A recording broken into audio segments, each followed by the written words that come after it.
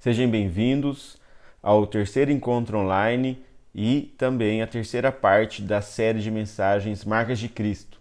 Iniciamos ela 2 domingos, hoje é o terceiro e hoje é a terceira parte e parte final. Bom, você que está nos visitando pela primeira vez, seja muito bem-vindo mesmo.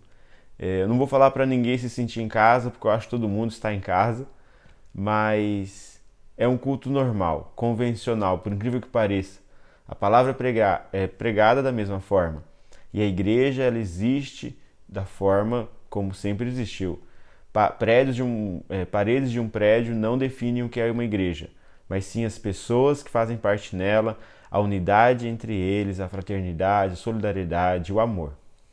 Então, estamos por ferramentas diferentes, mas somos a mesma igreja. Por isso, repito, que sejam todos muito bem-vindos. Espero que essa série de mensagens te abençoe e te faça desejar mais, conhecer o Evangelho, conhecer a Cristo e ter um relacionamento mais profundo com Deus.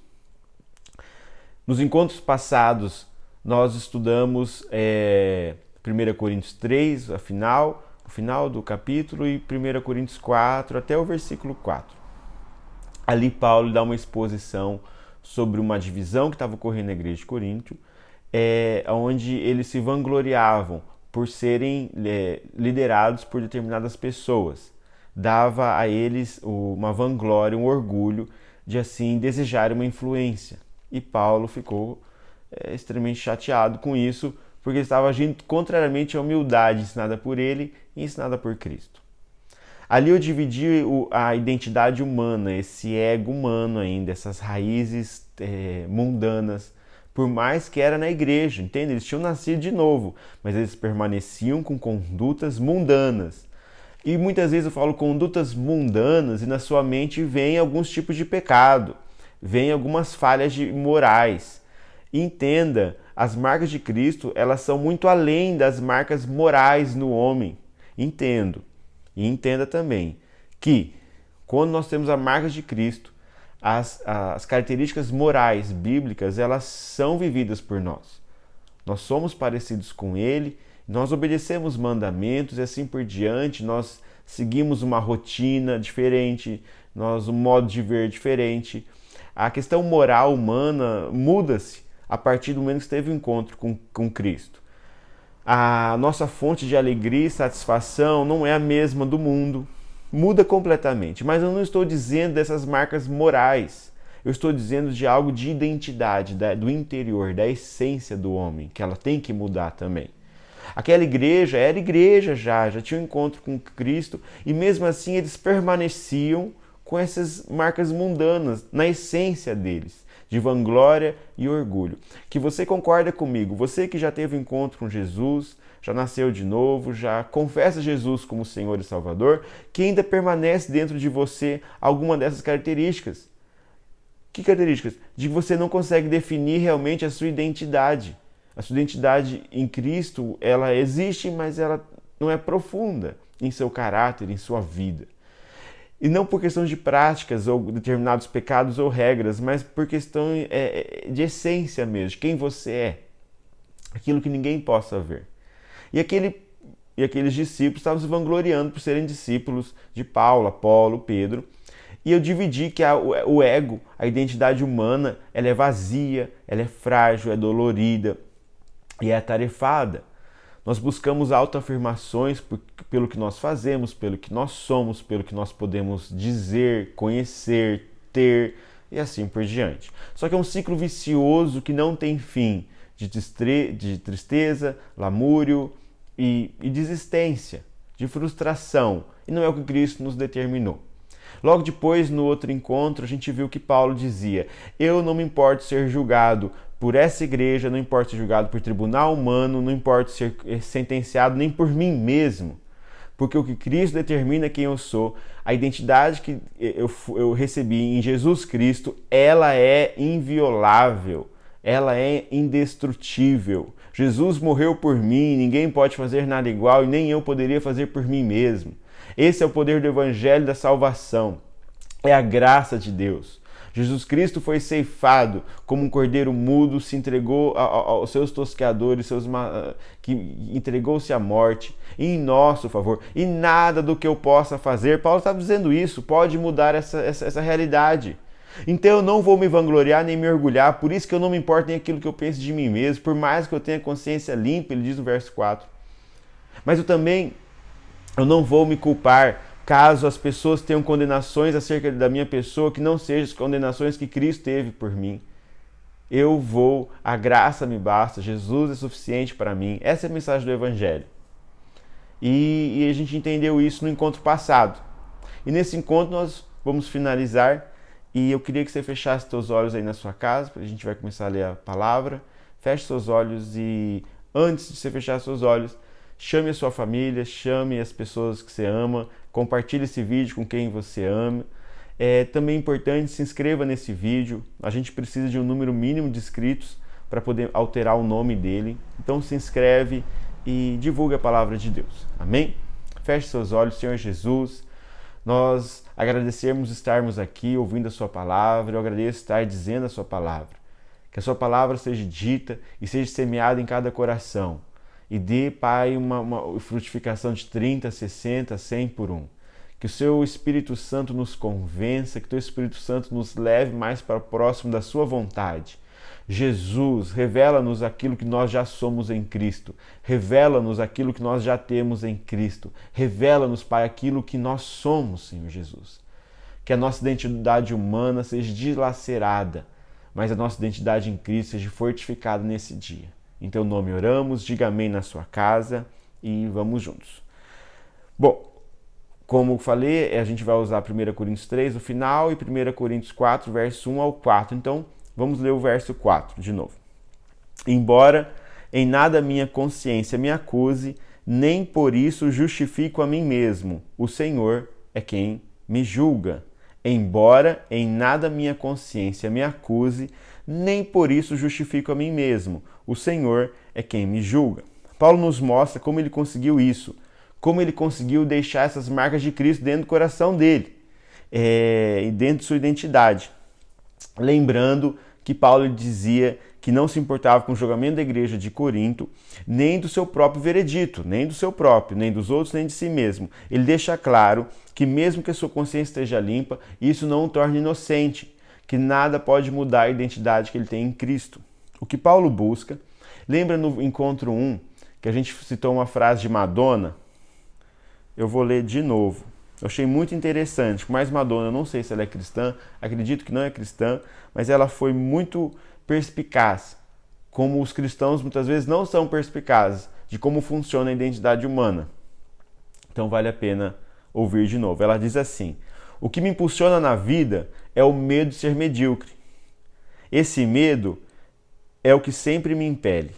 Venço um de seus ataques e descubro-me como um ser humano especial, mas logo continuo me sentindo medíocre e desinteressante, a menos que faça outra coisa espetacular.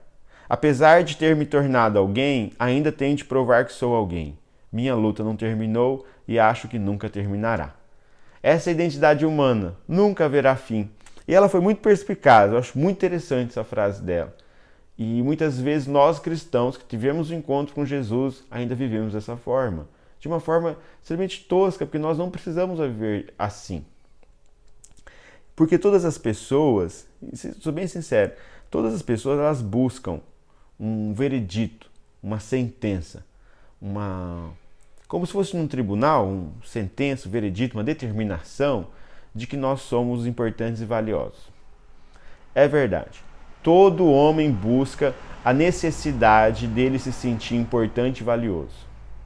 De alguma forma ele vai ter que achar isso. Quando nós entendemos nossa identidade em Cristo, nós entendemos que nós somos importantes e valiosos por causa de Deus, por causa de Jesus Cristo. Se você não entender dessa forma, você vai buscar o sentido de importância, de que você é valioso, de que você é importante em outras coisas. Se você não buscar em Cristo, você vai buscar em outra coisa. Entenda, todas as pessoas adoram algo. Ninguém não adora nada. Você adora aquilo que você dá o seu tempo, dá o seu fôlego, dá a sua vida. Você adora isso. Entende? É uma escolha. Porque alguma coisa você vai adorar. E por que você vai adorar? Porque o seu valor de importância e valor você busca naquilo que você está adorando. Eu recomendo você adorar Jesus Cristo, porque Ele te dá esse valor de importância e valor e não te cobra nada por isso. Todas as outras coisas vão te cobrar. Todas as outras coisas. Se você acredita, se você é mãe e pai e você adora seus filhos em vez de adorar o Senhor, entenda, porque você acha que o seu valor de vida e sua importância é isso, você vai se frustrar um dia. Se você é filho e adora seus pais, um dia você vai se frustrar. Eu não estou falando para os filhos não amarem pais, pais não amarem filhos, esposos não amarem esposas, esposas não amarem esposos. Não estou dizendo para trabalhadores serem fiéis a seus patrões, e os patrões serem fiéis a seus funcionários, colaboradores. Não estou dizendo isso, eu estou dizendo que se alguém adorar alguma dessas coisas, vai haver frustração, porque essas coisas não são capazes de determinar o seu valor e a sua importância no mundo, só Jesus Cristo. Quando Paulo se refere, porque ele fala assim, pouco importa julgamento da igreja de vocês, de Corinto, e também pouco importa de tribunal humano. Só que no tribunal humano, ele não estava falando de tribunal humano realmente ali naquele momento. Foi uma metáfora. Por que uma metáfora? Ele estava levando ao tribunal que Cristo foi em nosso lugar. Ele não estava sendo julgado de nenhum crime ali naquele momento. Não era o intuito dele.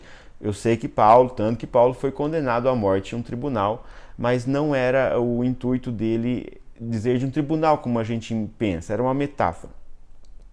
Ele estava dizendo assim, todo dia nós somos acusados e todo dia nós temos uma defesa em um tribunal. Todo dia a gente vai para um tribunal. Em alguns dias a gente sente que a gente está vencendo o julgamento. Em alguns outros a gente sente que a gente está perdendo o julgamento. Humanamente, a gente entende que a gente sempre está indo no tribunal, sempre está sendo acusado ou defendido, e nós nos acusamos, nós nos defendemos todo dia. Paulo conta que descobriu o segredo. Qual que é o segredo? Ele descobriu que o julgamento dele já tinha se encerrado. Que ele não precisava mais estar no tribunal. Por isso que ele estava dizendo, nenhum tribunal humano. Porque o tribunal divino já tinha sentenciado ele, já tinha condenado ele. E a condenação dele foi sobre Cristo. Essa é a questão. Ele deixa já o tribunal, porque o tribunal de Cristo, o tribunal celestial, foi suficiente para ele. O processo foi concluído. Não havia mais processo algum, a sentença já tinha sido estipulada. Acabou. O veredito foi feito, foi definitivo e foi anunciado. Jesus Cristo tomou o cálice da ira de Deus em nosso lugar. E toda a condenação que havia sobre o homem foi sobre Cristo. Quando Jesus Cristo é nosso advogado, é como se fosse nosso representante. E aí, além disso, Jesus Cristo diz, eu pedirei ao Pai, Ele enviará o Consolador. A palavra Consolador em grego ali que é usada, ela se referencia àquele que anda junto, aquele que apoia e aquele que é o advogado, aquele que defende. Nós temos dois advogados, de Cristo e o outro seria o Espírito Santo. O Espírito Santo nos lembra o que o Cristo fez por nós. O Espírito Santo ratifica as palavras de Cristo em nossos corações. Ele nos lembra aquilo que Cristo nos diz. E o que Cristo diz a você? Que você é um filho amado de Deus. Mas Jesus Cristo, no jardim e na cruz, ali ele tomou o cálice da ira de Deus. Ali ele tomou o cálice da ira de Deus que pertencia a nós. Por isso que Paulo usou, não importa nenhum tribunal humano, porque no tribunal divino eu já fui julgado. Então, quando você ainda defende a sua identidade humana, entenda algo. Eu não estou falando assim, não, viva bem, entenda que você não precisa mais. Não, eu estou falando glorifique a Jesus Cristo, porque Ele já foi no tribunal em seu lugar, porque você está vivendo de novo em acusações, em defesas, se Ele já morreu no seu lugar. É esse sentido. Essa palavra não glorifica o homem, mas glorifica Cristo. Porque quando você entender quem você é em Cristo, você vai conseguir glorificar Jesus. Mas enquanto você não entender o que Cristo fez por ti no tribunal celestial, você não vai glorificar a Ele e vai continuar dando voltas em sua vida, nessa sua identidade mundana, por mais que você seja filho de Deus. Essa é a questão. Jesus tomou todo o cálice da ira de Deus, tomou todo o cálice no seu lugar.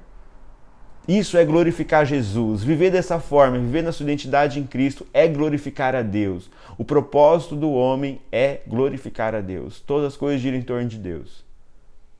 Temos que entender bem claramente isso. O processo já foi concluído, a sentença já foi determinada para aqueles que nasceram de novo. Paulo explica de maneira simples que ninguém pode se justificar. Não importa quão bons sejamos, o que fazemos, o que temos, diante de Deus não podemos nos justificar. Tinha que ser Cristo que tomasse aquele cálice, porque se nós tomássemos a ira de Deus, todos iriam falecer. Não existiria vitória.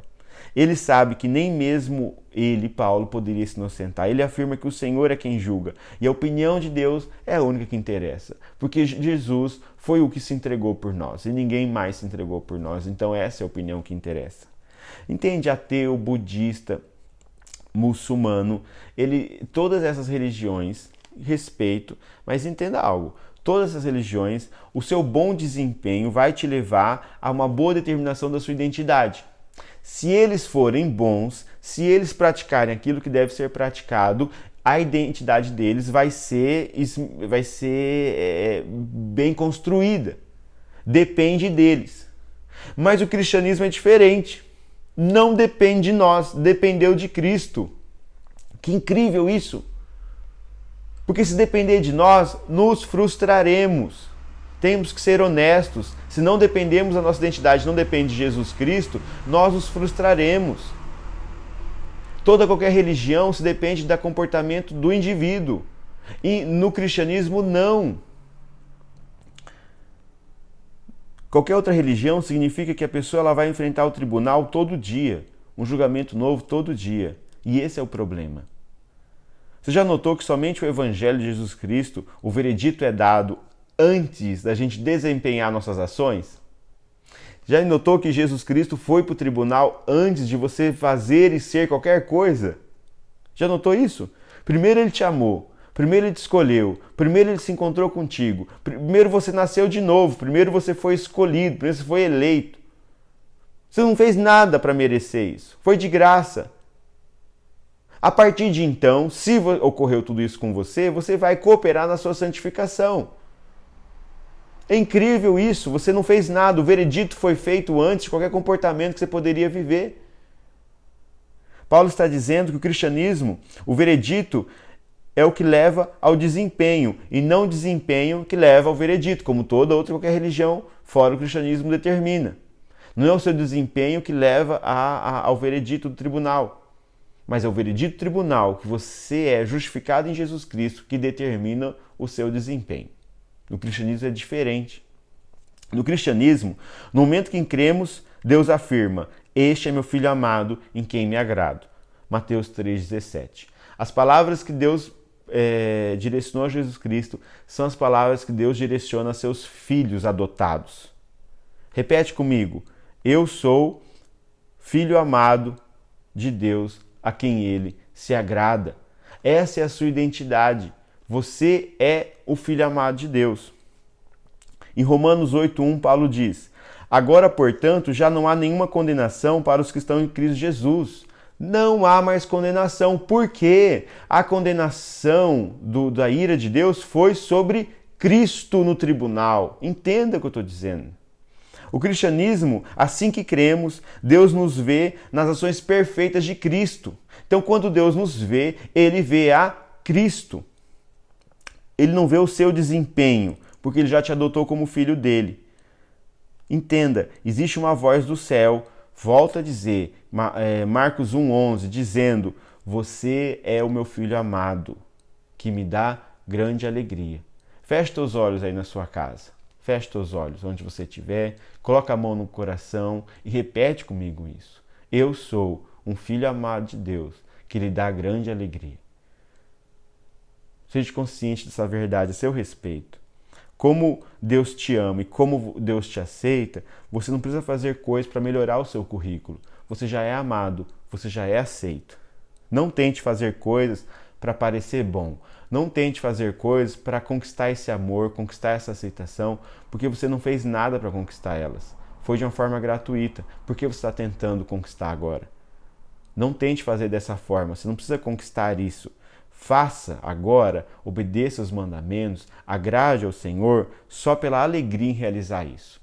Você não está mais comprando algo, você não está negociando algo, não está nada independente contigo.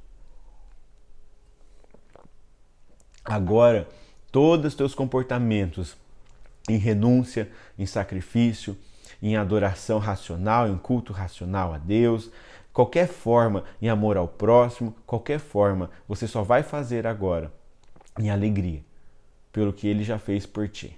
Não para tentar comprar algo ou conquistar algo. Ajudar as pessoas, você vai ajudar porque de fato você quer ajudar. Você agora não vai ajudar para você se sentir bem.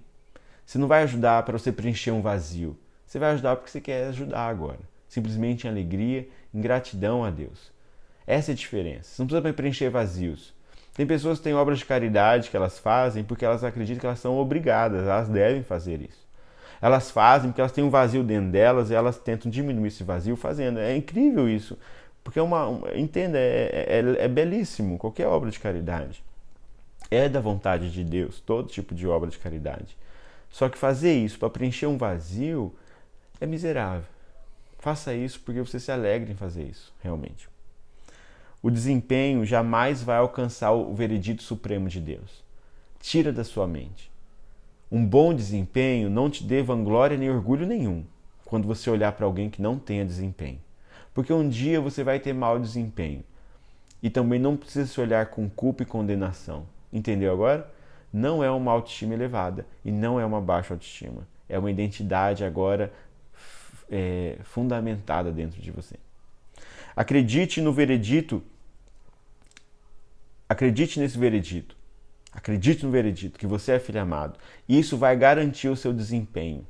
Isso vai garantir o seu desempenho. Jesus foi julgado em seu lugar. Jesus esteve diante do tribunal. Esteve sob julgamento. Foi um julgamento de um tribunal injusto, corrupto, mas ele não reclamou. Foi como ovelha diante dos seus tosqueadores. Ele ficou calado. Ele foi golpeado, espancado, humilhado e morto. Ele já sofreu o julgamento que você era merecedor de ter sofrido. Por que ele fez isso? Para nos substituir. Ele nos substituiu nesse tribunal, no banco de réus que deveria estar eu e você. Jesus sentou ali em nosso lugar e foi sobre ele a ira de Deus que deveria vir sobre nós. Deus entregou o seu Filho para que nós tivéssemos vida. Esse é o Evangelho. Ele recebeu a condenação que nós merecíamos. Ele encarou o julgamento que deveria ter sido nosso, para que a gente não precisasse enfrentar mais julgamento algum. Entende? Só peça a Jesus. Só peça a Deus. Peça a Deus. Deus me aceita por causa do que Jesus fez. Deus me aceita. Deus me adota, Deus encontra comigo, Deus revela o seu caráter em mim, Deus, eu quero te conhecer, Deus, pelo que Jesus fez. Não acha que algo que você vai poder fazer vai fazer você merecedor de algo. O que te faz merecedor de algo é aquilo que Cristo fez. Então, nos seus momentos de orações, entenda, feche seus olhos e diz, Deus me aceita pelo que Jesus fez em meu lugar. Então, realmente, a única pessoa que vai te importar a opinião vai ser dele. E de mais ninguém, porque ninguém nunca vai fazer isso que Jesus fez por você. Ele diz que você é mais valioso que todas as joias desse mundo. E você tem que estar muito claro isso no seu coração, porque o seu desempenho vai depender da revelação que você tiver disso. O seu desempenho vai depender da revelação do que Cristo já fez por você.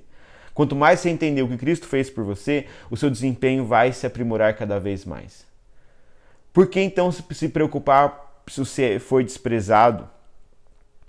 Por que então se preocupar se você está sendo rejeitado? Por que então dar tanta atenção pela imagem que você reflete no espelho? Para que então dar tanta importância pelo que a sociedade, que as outras pessoas pensam de você? Se você for maltratado, rejeitado, abandonado. Não estou falando que nada disso é alegre, não, mas o que importa? Agora só uma opinião importa. Quanto mais entendemos o que Cristo fez por nós, só uma opinião importa. Algumas pessoas elas não entendem a diferença entre identidades cristãs cristã e outros tipos de identidade. Elas até se consideram cristãs porque elas se comportam de maneira correta, elas frequentam a igreja, elas fazem jejum, elas pregam, elas lideram. E para isso que determina que elas são cristãs ou não. E elas um dia imaginam que um dia Deus vai levar elas para o lar celestial. Mas eu posso te garantir que a identidade cristã, ela opera diferente de todos os outros tipos de identidade. O autoesquecimento a respeito de nós mesmos nos retira desse tribunal. Nos retira. O julgamento acabou. O veredito foi proferido. Talvez tudo isso seja novidade para você. Tudo isso que eu estou dizendo, por mais que você seja cristão, já confessou a Jesus Cristo durante muitos anos, talvez tudo isso seja uma coisa que você nunca ouviu falar, ou talvez você já ouviu falar, mas tem uma dificuldade em viver. E talvez você tenha uma dúvida aí dizendo, Pedro, como é que eu consigo? Como é que eu consigo ter essa revelação mais profunda? Como é que eu consigo vivenciar isso tudo que você está dizendo? Eu posso dizer algumas coisas para você. Primeiro, continue buscando. Continue buscando, continue buscando, continue buscando, continue buscando. Falei no vídeo do domingo passado. Desde o começo da igreja a gente fala sobre o Evangelho. Continue buscando o Evangelho. O Evangelho é a centralidade da mensagem de Deus. Deus sempre foi gracioso. Sempre foi gracioso. Deus sempre foi gracioso. Só que a graça de Deus, ela ficou perfeita em Cristo. Essa é a questão. Continue investigando. Continue indagando. Você tem que pensar. Eu preciso que você pense. Há muito a ser descoberto.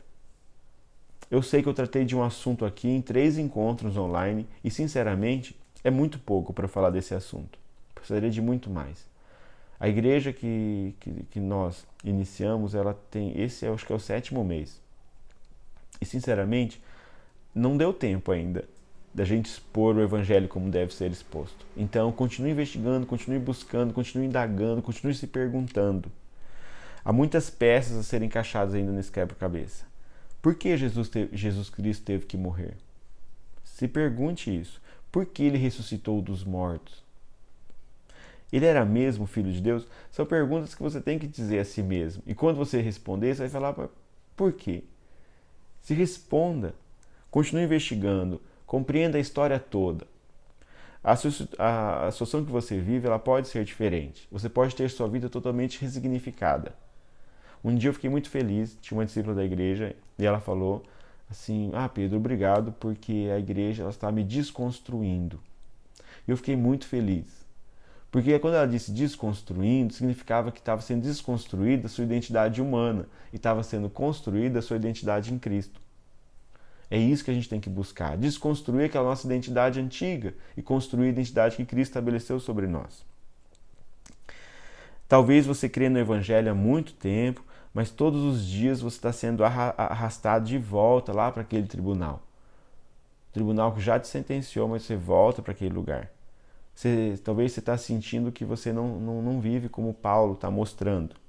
Talvez toda hora você é sugado de volta para esse tribunal de condenação. E talvez você esteja aí pensando, me ajuda. Presta atenção. Reviva o Evangelho. Reviva o Evangelho em todo momento, em todo instante do seu dia a dia. Reviva. Fixe seus olhos sobre Cristo. Fixe seus olhos sobre o sacrifício de Jesus. Fixe seus olhos. Reviva o Evangelho. Eu faço isso, todo mundo tem que fazer isso. Reviva o Evangelho. Reviva o Evangelho quando você for orar, reviva o Evangelho quando você for para a igreja, reviva o Evangelho a todo instante, em toda parte, com toda pessoa, reviva o Evangelho, lembre-se do Evangelho, e ele vai renovando a sua mente. Quando a sua mente for renovada, a vontade de Deus ela vai sendo executada, o reino de Deus vai vindo, vai sendo estabelecido, a vontade de Deus vai sendo plena. Mas nós devemos reviver esse Evangelho a todo instante. Se pergunte a si mesmo por que você está nesse tribunal. Quando você se encontrar nesse tribunal, quando você achar que a sua identidade humana ela está ressuscitando, esse seu velho homem aí, se pergunte por que eu estou indo para esse tribunal, por que a minha identidade é tão vazia, dolorosa, frágil e atarefada. Se pergunte. Você vai ter que fazer isso. Ali não é mais seu lugar. O julgamento terminou. Da mesma forma que Paulo afirmou, nós também podemos afirmar. Não nos importamos o que ninguém pensa. Não nos importamos o que as pessoas pensam. E tampouco o que nós mesmos pensamos a respeito de nós. Só nos interessamos ao que o Senhor pensa a nosso respeito. Porque nada pode mudar a nossa identidade. Nada pode mudar a nossa identidade em Cristo. Entende algo? Termino dizendo, e o Senhor afirmou, Romanos 8:1, agora, portanto, já não há nenhuma condenação para os que estão em Cristo Jesus. Para finalizar, feche teus olhos e eu queria muito repetir isso comigo, essas palavras. Agora, portanto, já não há nenhuma condenação para mim, porque eu estou em Cristo Jesus. Repete comigo também, eu sou filho amado e dou grande alegria ao meu Senhor. Marcos 1:11. Essas são as grandes verdades a seu respeito. Não há mais condenação a seu respeito. E você é um filho amado de Deus. Quanto mais você compreender isso, melhor vai ser o seu desempenho, melhor vai ser os seus frutos, mas entenda essa verdade. Se apegue a ela, relembre ela. Amém? Fico muito feliz, encerramos essa série de mensagens e é isso. Vamos orar? Senhor Jesus, agradeço esses minutos que estivemos juntos e te peço que essas verdades, Pai, elas frutifiquem em cada coração. Que cada um aqui compreenda realmente a largura, a profundidade e tamanho do seu amor por ele. Que essa pessoa ela consiga ser revelada da tua graça, da tua justificação. Jesus nos transforma segundo a imagem do seu Filho, segundo a imagem de ti mesmo. Deus, eu te peço, continua nos abençoando, continua nos revelando, nos agraciando com a tua graça e com o teu favor. Obrigado por esse momento, bendizemos o teu nome, te amamos, Jesus, e obrigado por tudo que o Senhor fez. Diga amém na sua casa, e é isso. Nos encontramos no próximo encontro.